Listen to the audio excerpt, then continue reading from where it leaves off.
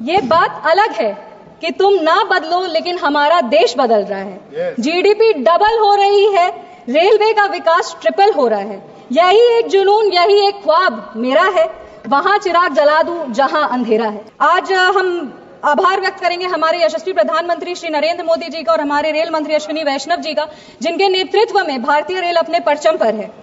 36 वंदे भारत हो, 100% इलेक्ट्रिफिकेशन हो, रिकॉर्ड 2.5 लाख का कैपिटल एक्सपेंडिचर हो या 15,000 किलोमीटर नेटवर्क पर कवच टेक्नोलॉजी की स्थापना हो, आज भारतीय रेल बहुत आगे बढ़ रहा है। पर जितना भारतीय रेल आज आगे बढ़ रहा है उतना ही यूपी अलायंस के कार्यकाल में पीछे था।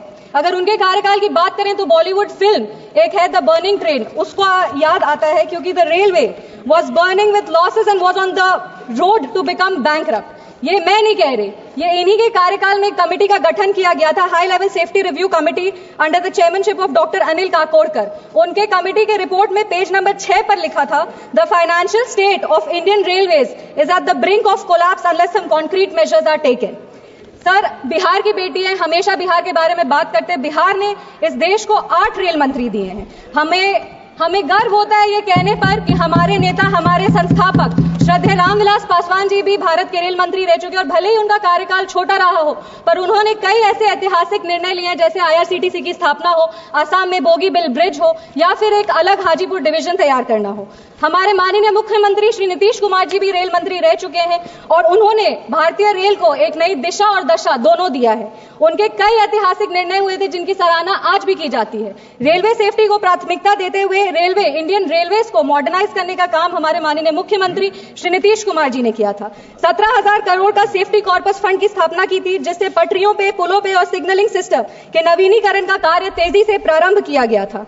एलएचबी कोच, जो जर्मन एलएचबी कोचेस थे, उसका भी निर्णय उन्हीं के ऐतिहासिक कार्यकाल में किया गया था।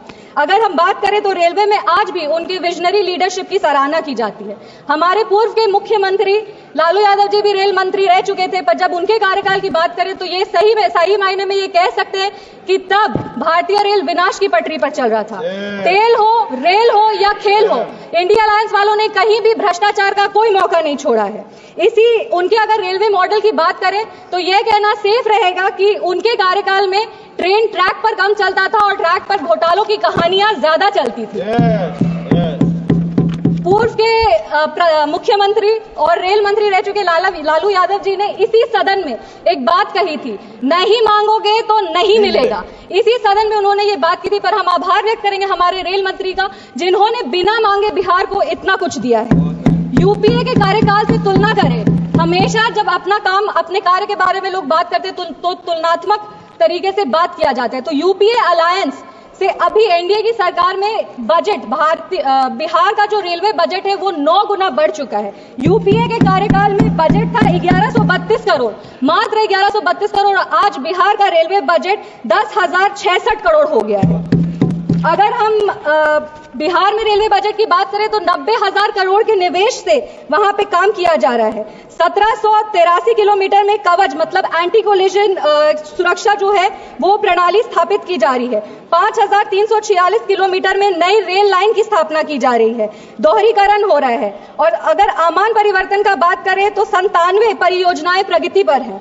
आज 3,164 करोड़ की लागत से 58 रेलवे स्टेशन को अमृत स्टेशन बनाया जा रहा है, जिसमें हमारे समस्तीपुर लोकसभा का जो समस्तीपुर डिवीजन का समस्तीपुर स्टेशन है वो भी अब एक अमृत स्टेशन बन रहा है। आज बिहार में 12 वंदे भारत चल रहे हैं, जो 15 जिलों में 22 अनोखे स्टॉपेजेस दे रही है।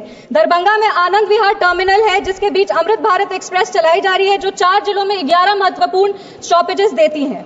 अगर हम बात करें तो 2014 से अब तक बिहार में 1832 किलोमीटर नई रेल लाइन बिछाई जा चुकी है, जो मलेशिया के पूरे रेल नेटवर्क से बड़ी है।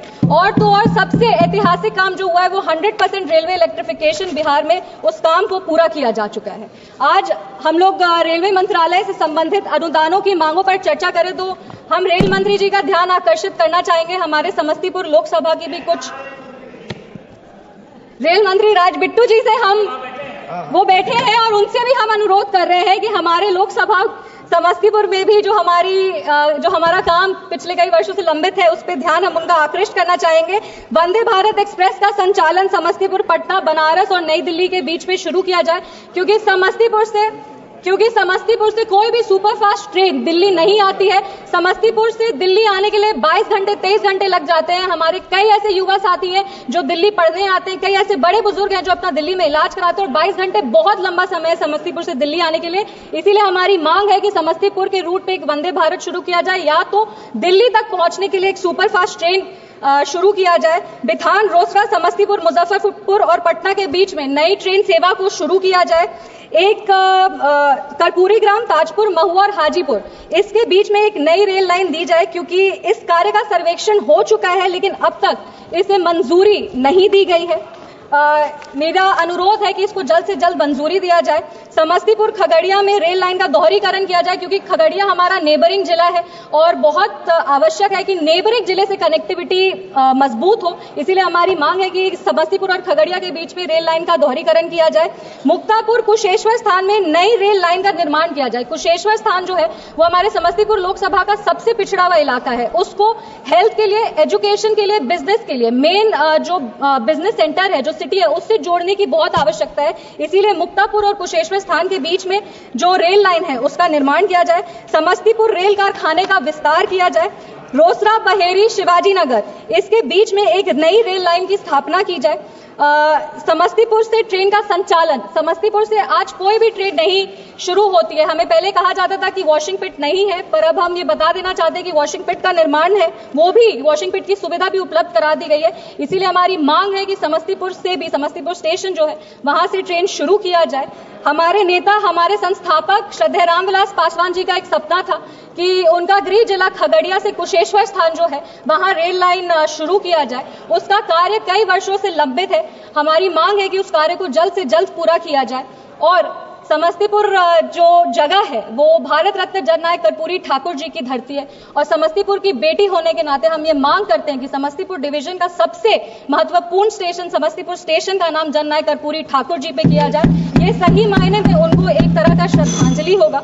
अपनी बातों को खत्म करने के पहले बस 4 पंक्ति हम पढ़ना चाहेंगे। ये बात अलग है कि तुम ना बदलो लेकिन हमारा देश बदल रहा है। जीडीपी डबल हो रही है, रेलवे का विकास ट्रिपल हो रहा है। यही एक जुनून, यही एक ख्वाब मेरा है, वहां चिराग जला दूं जहां अंधेरा है। बहुत बहुत धन्यवाद सभापति महोदय। जय हिंद, जय बिहार।